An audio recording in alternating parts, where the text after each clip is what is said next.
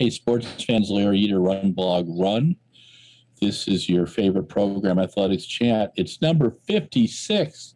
5, 5, and 1. 56. Hey, Stuart, greetings from San Jose. Hello. Hello. Stuart is in the intellectual capital of the world, and that is Oxford, England.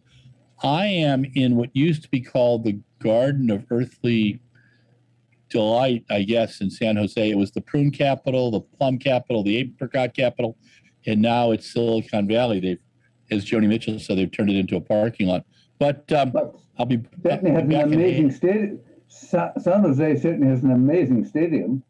Yes, the picture in my backdrop is New Hayward Field, May 7th, Oregon Twilight Meet. It was a God experience. It was wonderful. It is how would I describe it? It is the Cathedral of Notre Dame for track and field. It is a sanctuary to sport, and they've done a lovely job on spending a couple $100 million. And I think this weekend there was the Collegiate Championships Division I there. About 2,000 people a day, we understand. They claim there was 5,000. But some fantastic performances. And I'll be back up Wednesday. Today we have, after Stuart and I chat, I've got 3 hours of virtual press conferences with the USOC and USATF, and then that tomorrow too. So they're really putting some stuff together. This remote press conference thing, which is something, Stuart, you and I should chat about. I don't think it's going away. I think it gives people a lot more opportunities, and there's positives and negatives to it, though. So we'll probably chat on that. But we've got a nice list of topics today, and the first one came as a surprise. So tell us about that. Mo Farah.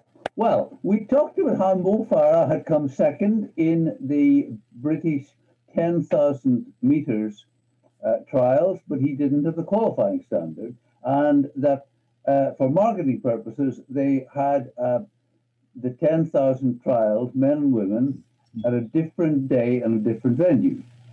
And you were saying that really what Mo needed to do is to get his agent or his coach to try and find him a race in the next 3 weeks so that he can get the time. Well, hey presto, if your name is Mo Farah, things happen. Yeah. And British Athletics has decided, having not put the 10,000 meters race in the normal trials weekend, they're going to put on a special 10,000 meter race.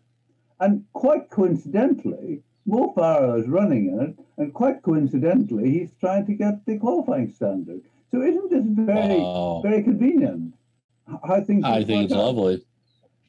It's wonderful. To be fair, the crowds will enjoy having a chance. I mean, I don't know how many spectators will be allowed. And the fact that it's on Friday night, which was basically is a very quiet time because it's basically only the kind of 400 type race where people need to do 3 rounds and therefore need to do them Friday, Saturday, Sunday.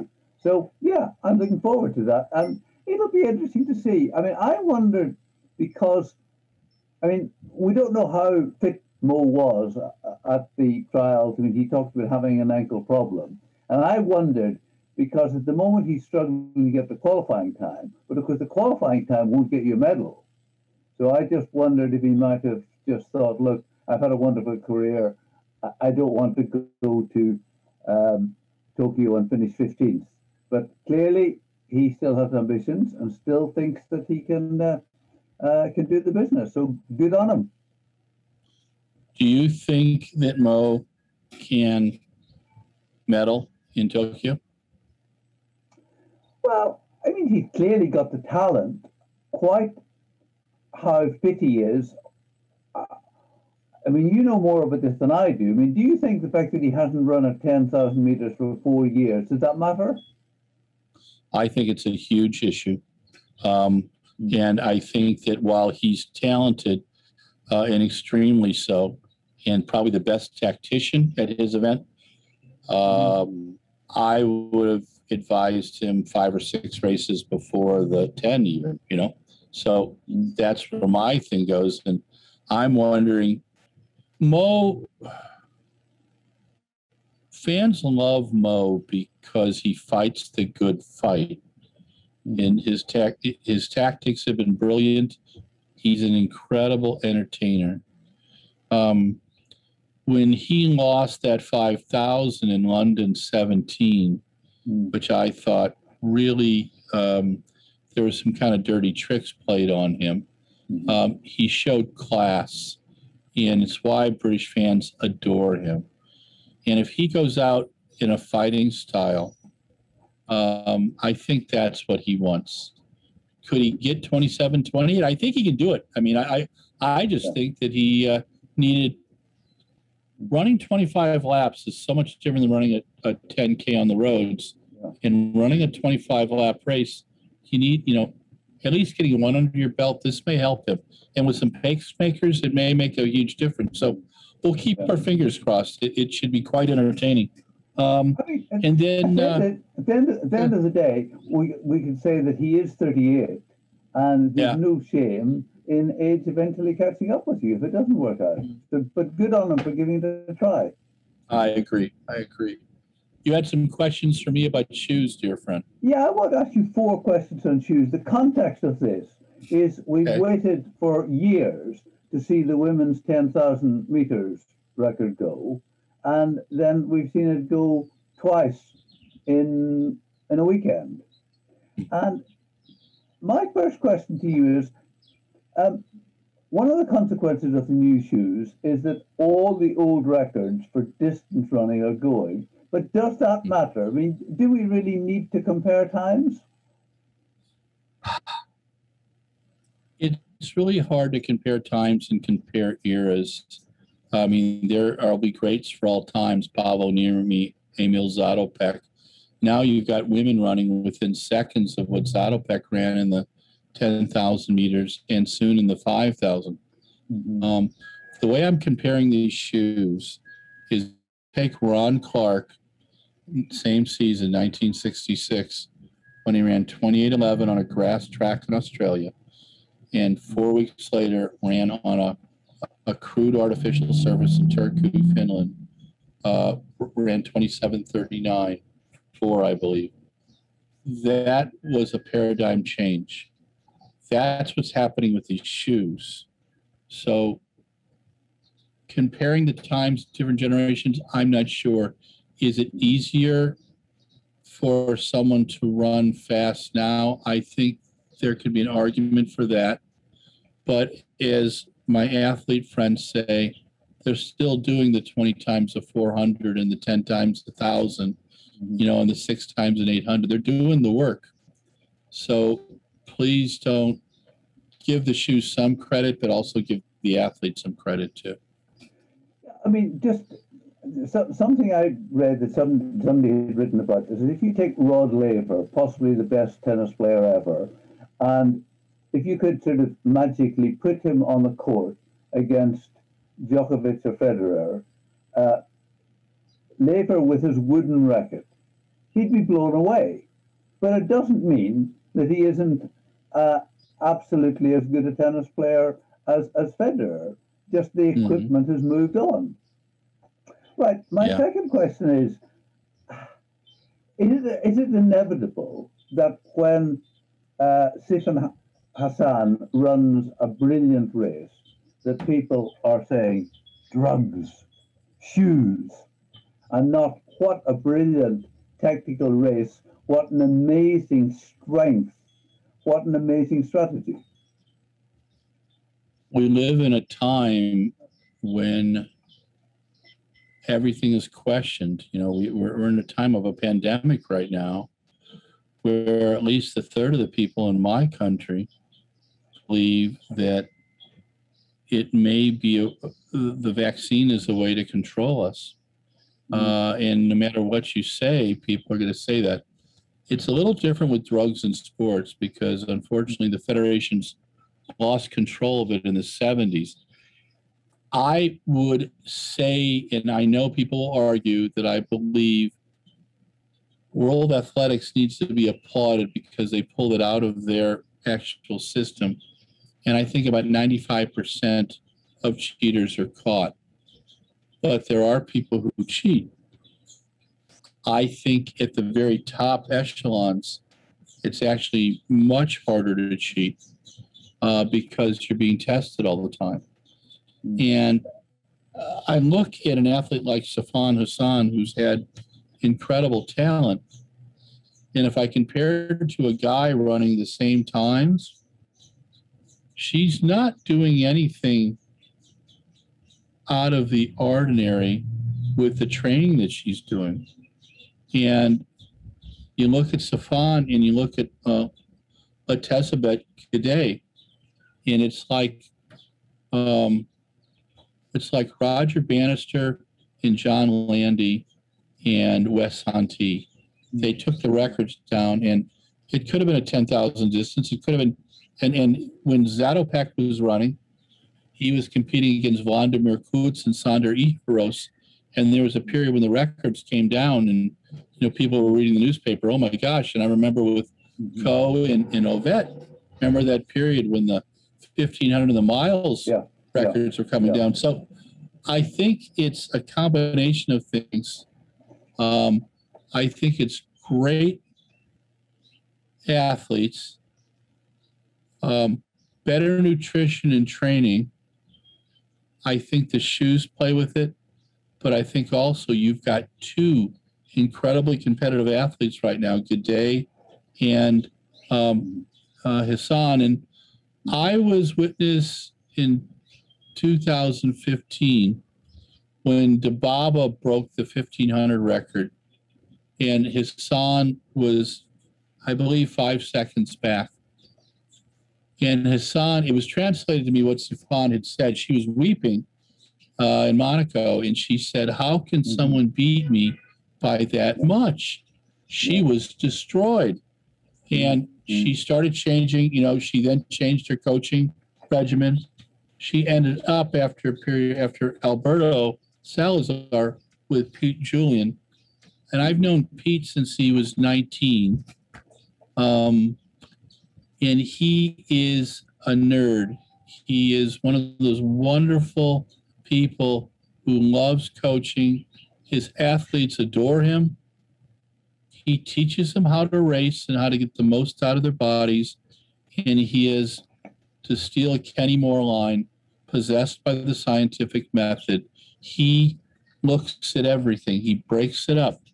And with people like that comes innovation in training, innovation in recovery too. That's what people don't get. Everybody thinks it's all about training harder. In conversations with Pete, what I've learned is that he spends a lot of attention on easy days in recovery, so his athletes get benefit from those days. And I think those are some of the things that are changing. But I also think you cannot, if you want to understand Hassan and Gidey, compare Bannister and Landy, compare Coe and Ovett, because this is what you're seeing on the women's side. It's huge. And when we see them in Tokyo, that women's 10,000, Stuart, and if they run the 5,000 against each other too, whatever they run against, I'm going to be watching. Yeah, absolutely. The shoe thing, let's just take that for just a little bit more. The first 3 months of 2020, 2,500 drugs tests were done in Britain. In the same period in 2021, 125. If this is a worldwide phenomenon, should we be worried about that? We should be terribly worried. It's the same in the U.S. It's the same pretty much everywhere. And WADA and USADA, and I'll check on USADA. I've been told that the numbers are down. Not that much, but I know they're down.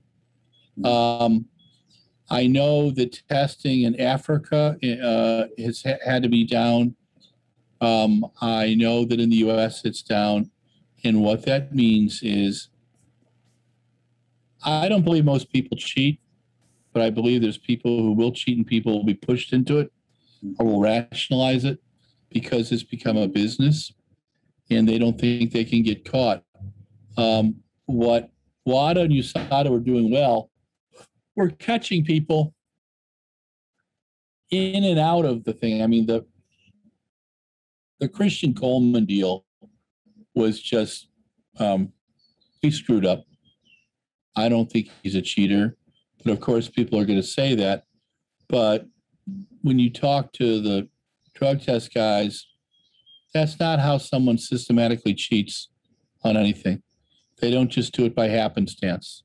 Okay, it's just people weren't paying attention. But not having the regular test, not having out of competition testing, that's a big deal. And WADA needs to really look at that, because when they test in Tokyo, they will have very few positive tests. That's because anybody who is cheating has cycled out of stuff and got it out of their system for the most part. And so what does that do? That makes everybody questionable. And I don't like that. I just think that's wrong. Last question on this. Liz McColgan said that Eilish ran 4:02 for the 1500 last week in Asics shoes, and said if she had been wearing Nike shoes, she would be sub 4. And that she said the intrinsic unfairness is not what the shoes are doing to records, but that some people have got them, and if you've got the wrong sponsor, you haven't got them. How much sympathy have you with that? Well, I know Liz, and Liz is a protective mom, and she loves Eilish, and I respect that. I think there's some truth there, but hear me out. Sarah Hall used a newly updated shoe in London this year when she ran so fast, and when she ran the Marathon Project in December, and she ran even faster. And last weekend, Sarah ran the fastest American performance in Central Park at the Mini 10K, which in my mind, having run that course, is one tough course. I ran it as a 20K and part of a 20 miler too. And so the new ASICS shoes, the new Adidas shoes, the New Balance shoes, the new Nike shoes are all pretty darn close. Part of the deal with the World Athletics rules is those shoes have to be available to everybody. Now, On Running in the U.S. and Brooks Running in the U.S. have told their athletes they can wear the newest Nike shoes because Brooks' version of those shoes didn't follow the wasn't able to follow the protocols. They had to have a certain number for sale in April, and they couldn't do it. So, to Brooks' credit, to On's credit, they said, "Look, we want our athletes to win, so I guess they're going to be in the Nike shoes." What does Nike do? Nike's built good shoes since the beginning of their existence in the 70s. They shook up the athletic world back then with Puma and with Adidas. But Adidas has come back, Puma's come back, New Balance has got great stuff. What Nike does well, being the behemoth, they have more patents, more copyrights, and they are out there. Everything's a competition. You know, Phil Knight, when he started the company with Bowerman, they breathed competition, and these guys do that. Short answer, I don't know what shoes Eilish was in. If she was in the new ASICS, well, maybe half a second. But I think that, Eilish is really doing well, and she's doing well in the ASICS product. And as a coach, I would be concerned about changing things. I remember in the 72 trials in Eugene in the marathon, a new company called Nike just been changed from Blue Ribbon Sports, gave out 76 pairs of Verdun racing shoes, little gum sole shoe, and 60 men in that trials race used them. And a lot of them ended up with blisters because back then you had to wear shoes in. I mean, any shoe I had back in the 70s, you know, I ended up using tough skin and bandages and stuff like that to cover my blisters up. So shoes you do wearing quicker now. And the Nike shoes, I think, are this Dragonfly, they're calling it, is pretty darn good. And I just watched a bunch of kids at the U.S. Collegiate Championships, the NCAA run remarkably fast. A lot of them in new Adi and Nike and Puma shoes. So do the shoes matter? Yes.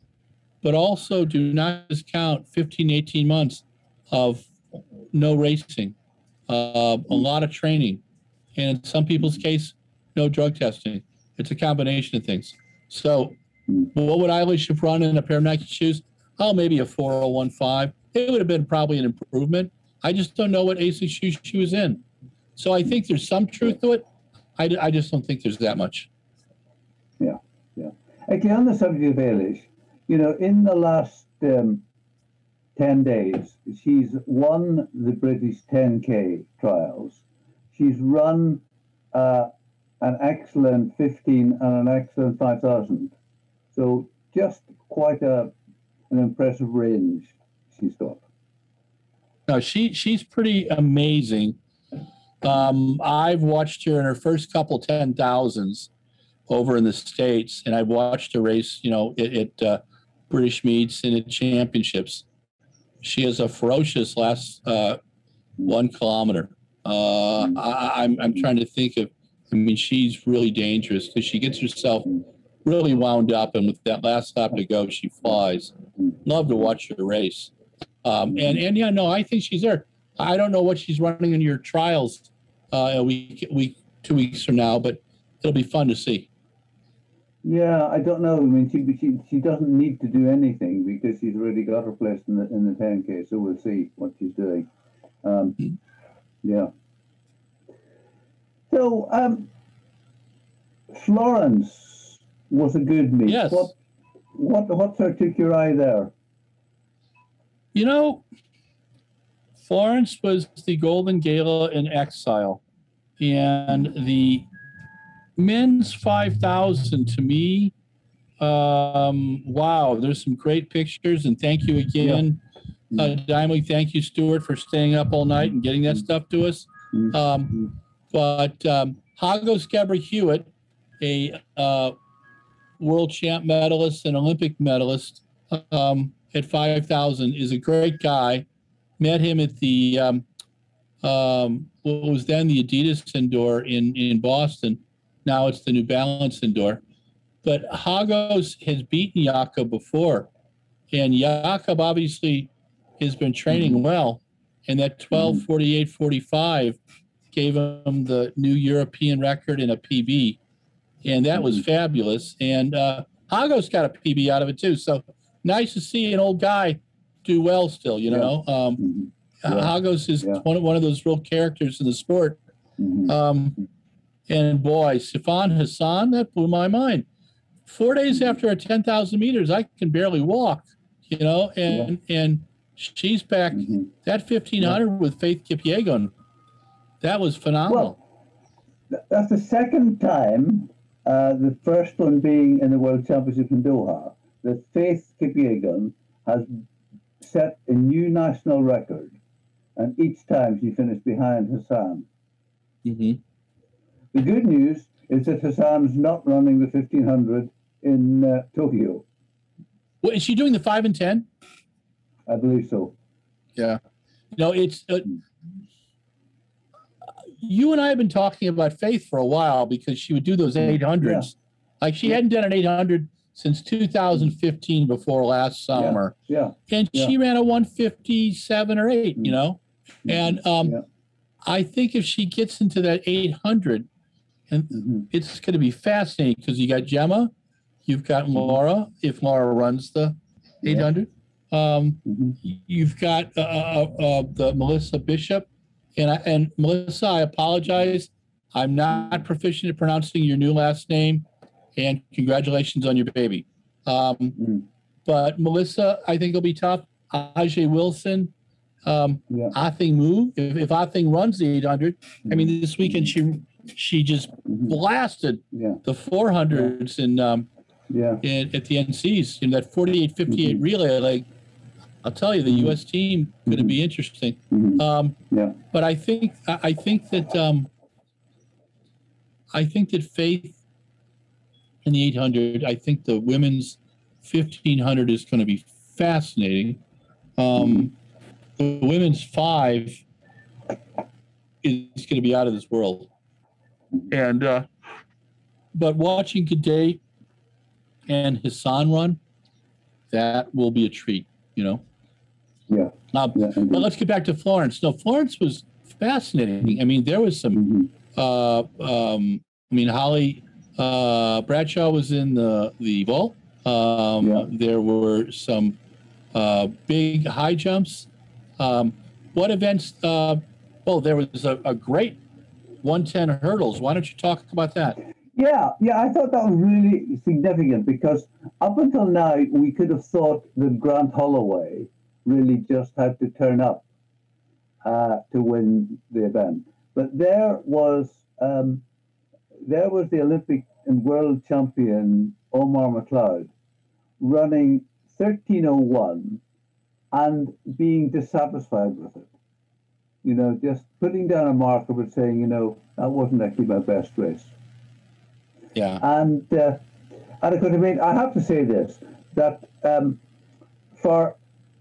when you take somebody like Omar, who has a dog called Cookie, and calls the pups Cocoa, Fudge, and Brownie, what is there not to like about a man like that? That's true. Now, Omar is a lot of fun. He's a great interview. He always has a smile on his face.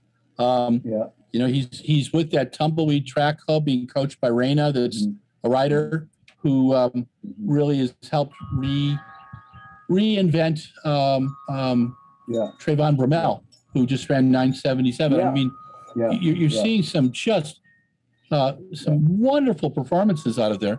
And so I think people are just getting into shape at the right time. And what else do we have? I'm just trying to think from Florence that we were sticking with the high hurdles. Jasmine Camacho Quinn, 12:38, meaning that she has got four of the 5 fastest times in the world this year. That's mind-boggling, and I think that she a lot of pressure on her to perform in Tokyo, and it's going to be it'll be her and hopefully Kenny Harrison, so it could be very interesting. But again, I think there's pressure on Kenny, world record holder, but she's never really done it at a major championships. Yeah, I mean, her best is a silver, and people don't understand that there's 20 chances to screw up in a 100-meter hurdle race. It's not just the barriers; it's the spring in between. It's just forgetting where you're at, and you know, we saw a young man do that in the NCAA 110s this weekend. Should have won and went to 8th place. Hit a early hurdle and couldn't recover. And it happens all the time because the level of competition is so close, you know. And how do you do that? And how do you succeed at that? And that's a challenge. And then in Nice the next day, you had a young man, a 20-year-old, run a 143-800. Just hold on for a moment. I just want to come on, just do something before we do that. Okay. Andy Young's girls, of course, had a great week because Laura ran a 3:55.59 for 3rd place. And the previous night, Gemma Ricci won in Marseille, 1:58.41. Great stuff. Now, I just do want to mention a shout out, as they say these days, to Thomas Walsh. As we know, what you do in the first 5 rounds of any throwing or jumping competition doesn't matter. You're just practicing to get into the final.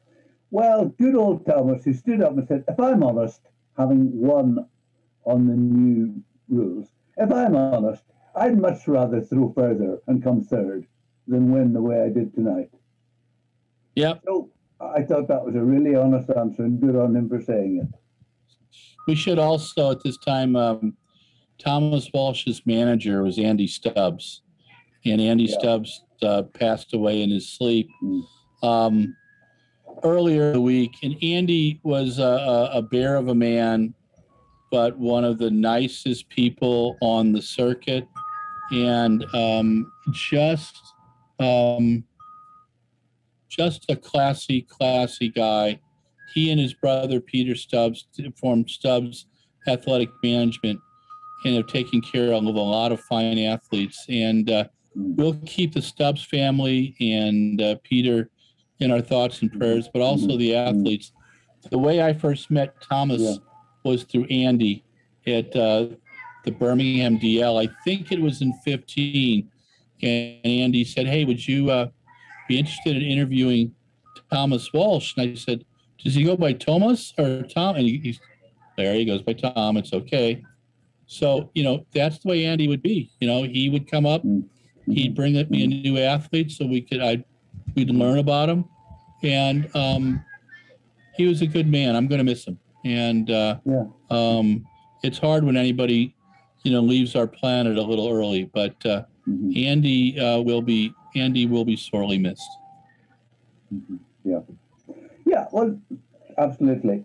So let's start with Oliver Dustin. But I want to put it in context because I think the 800 meters, male and female, at our trials are going to be the most loaded races because Oliver Dustin, who's only 20, ran 1:43.82 world lead. Max Bergen, who is 19, is 5th on the world rankings this year. Daniel Rowden, 23, is also, he's a 1:44.60 this year.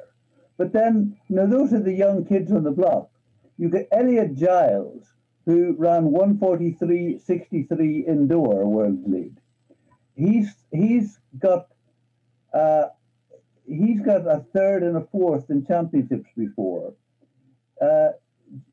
Jamie Welch, twice medalist at championships. Kyle Langford, 4th in London 2017. Then Finlay McClare and Josh Lay, both sub 1:46. And then, if they choose to run it, Jake Whiteman, Josh Kerr, Charlie DeVal Grice. So, there are 10 people potentially in that race. No, you can say, oh, well, it's going to be Dustin, Bergen, and Rowden because they're the fastest. But then you see you have the experience of Giles, Webb, Langford against the speed and perhaps naivety of the young kids. And I think it's just going to be absolutely fascinating. And, it's only the first 2 who are guaranteed selection. The 3rd place will be chosen by the selectors, whoever they think is the most likely medalist. And, I mean, that is just a absolutely fascinating race. I think so. I mean, it's when I woke up and saw that time, I was going, oh, my gosh.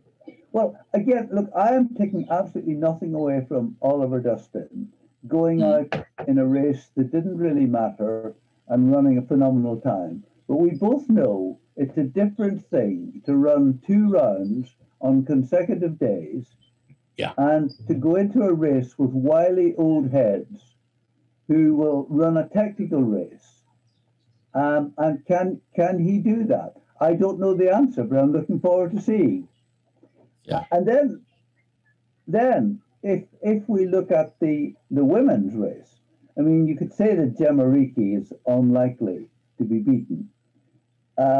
Then there's Keely Hodkinson, who set this under 20s record. If Laura Muir decides to run it, we've got Chilena Oskin Clark, who's won championship medals. Ellie Baker, Alexandra Bell, Isabel Buffy, Adele Tracy, all of those are good, experienced athletes. And I, again, will just be absolutely fascinated to see what happens. Yeah, I know. Yeah. And you see, what happened one year is that Laura Muir actually did run the trials and then chose not to go to the championship, which means that there are two selections rather than just one, which puts the proverbial cat among the pigeons when the selectors, it's the old thing. I mean, your system is brutal, but everyone understands the rules. You see, if you are a selector, are you going to choose the 19-year-old who runs really fast, or the older athlete who's got the championship experience? There's no right and wrong answer. No, and that's the hard thing, I mean, I remember there were times when Seb Coe got to the right side of the selectors, and there were times when he and Wendy Sly did not. And I recall them sharing, different frustrations, and I know other athletes have done so in the past as well. And that's a real difficult time, and it's just so it's just okay. Hold on, someone decided they had to make a phone call, and they knew. We're down to our last couple minutes today, so we've got we start the U.S. trials this weekend, and then you have the British trials the following weekend. Yeah. So are there any more meets in the UK this next week, or is it pretty calm? There's nothing at the elite level, but there are probably some club level things that people may run in if they just fancy another run out. I would say a lot of our top athletes have had their last race now and are just in training for the trials. And also, this year of all years, doing a bit of self-isolating, because you only need to get a positive test and you're out of the trials. Yeah, no. It's going to be, I mean, I heard just a little earlier today that because of the new variant in the UK, there may be a short quarantine period for you guys going to Tokyo. But we're not going to find out about what's going on with us till tomorrow. We get that playbook tomorrow. I think you do as well. So we'll have to see how things go. But my friend, stay safe. This was, I think we covered a lot of topics with Athletics Chat 56. So as always, great seeing you. Look forward to your stories this week, Stuart. This is Larry Eder with RunBlogRun Athletics Chat number 56, featuring our friend Stuart Weir in the intellectual capital of the world. Stay safe. If you like RunBlogRun, please like us on Facebook, Instagram, and Twitter. If you love us, subscribe to YouTube. Then you can see all 56 of our diatribes. All 56. Okay? Doesn't that sound amazing, Stuart? It's scary. What an opportunity. They'll be queuing up for it. Oh, you know. All right. Ciao. Bye now. Hey, sports fans, Larry Eder, RunBlogRun. This is Athletics Chat number 56 with our friend Stuart Weir. I'm Larry Eder. Even though it shows Hayward Field behind me, that's a picture I took the night of the 7th of May, 2021 at the Oregon Twilight. Be heading back up there for the Olympic trials. But Stuart and I solved many world problems. One, that our friend Mo Farah is doing a special 10K at the British trials to attempt to get the Olympic standard of 27:28. Remember, he ran 27:50.6 for his first 10,000 on the track, 25 lapper. in 4 years. Can he get 27, 28? I think he's got a good shot at it. He believes he can win the gold medal in Tokyo, which one of my astute observers says is delusional. I think great athletes all have delusions, so I have no problem with that at all. There are, at least 6 or 7 people in a Olympic race who all believe they can win.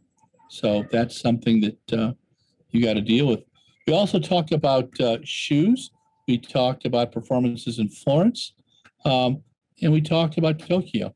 And I encourage you to listen to everything we have there and take notes. We'll quiz you next week.